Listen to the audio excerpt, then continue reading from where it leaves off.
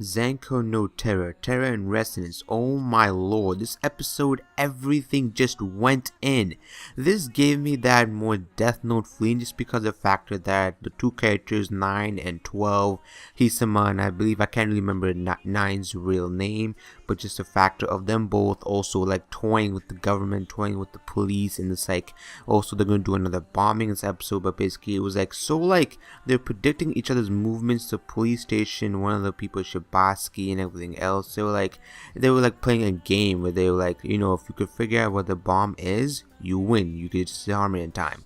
But if we don't, we basically risk more lives. And this episode we also got to find about Lisa's mother and the fact how she's so overprotective over her daughter, and if she doesn't come home in time, she's really scared and really overprotective, which is why Lisa's really like not really liking. That's why she's the way she is, just because of her father. Her father ran away when she was really young, and her mother thought she was also going to do the same. And also she was concerned about 9 and 12 saying that you're going to become an accomplice and there's no going back to what you just saw and witnessed, because if you report her, it's going to kill you. And it's a whole factor of she was scared for her life. And also the whole factor of the bomb agency and the government also acting up. They were also able to figure out what the cause of the government building going down was. It wasn't a regular bomb. It was basically I believe a bomb strong enough to basically burn. So basically there wasn't an actual bomb. It was basically like fire. I can't remember the specific name of the bomb, but they used it to basically the teddy bear they used had fire in it, and they were able to melt the bars, which caused basically the entire government building to collapse. So the little teddy bears were disguised with fire, I believe, like molten fire enough to burn, like I believe it can burn iron and everything else tough. So the government building also really wasn't built like normal buildings. It was made with like 4 times the iron so thick.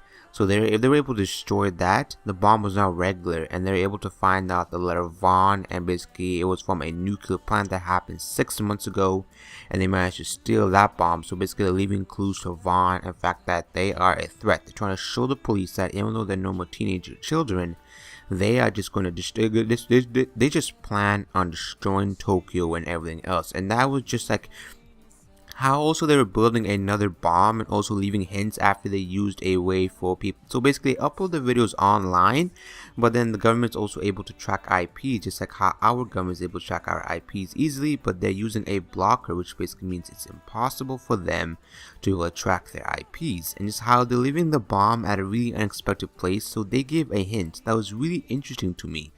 2, 3, and 4. That goes to the story of Oedipus, I believe, the Sphinx story. So basically they were talking about the Greek mythology, Oedipus, and basically how when he was a kid, Oedipus's father gave a hint to where, you know, his son would kill him, and then basically his son did kill, so he left his son in the forest, and years later he survived as an adult and killed his own father, and he basically married his own mother without being aware of it. And basically, you know, he felt so guilty about it that he gouged his eyes out to be blind. So basically when Oedipus was a baby, he had 4, you know, when you're babies we crawl, right, with 4 legs, and then we have 2 legs. As we grow older, we obviously walk on 2 legs, and then when we're old we have like canes, whatever, right, we walk like with 3 legs, so the cane counts as a 3rd leg in a way. And it was just like how they just played so well into the game, and how the fact that the police thought it would be like a DNA lab, but it wasn't really a DNA lab, and it was freaking the police station. I was like, yo, Shibaski is just so smart that I'm not sure if he's working with the actual police department. I think he is, but he's not really super part of it. And it was just like how when the building went, I was like, damn, yo, he played into their game so well. I was like, yes, this anime is getting so interesting. The fact that this anime gives me the Death Note feeling of games, of mind games. The fact that they also planted cameras into the police station to see that if they were right, they would disarm it anyways. You know, they wouldn't give enough time. So basically in the end, they would blow up the building, even if they figure out because they had cameras. So they could be like, oh, they're there, blow it up.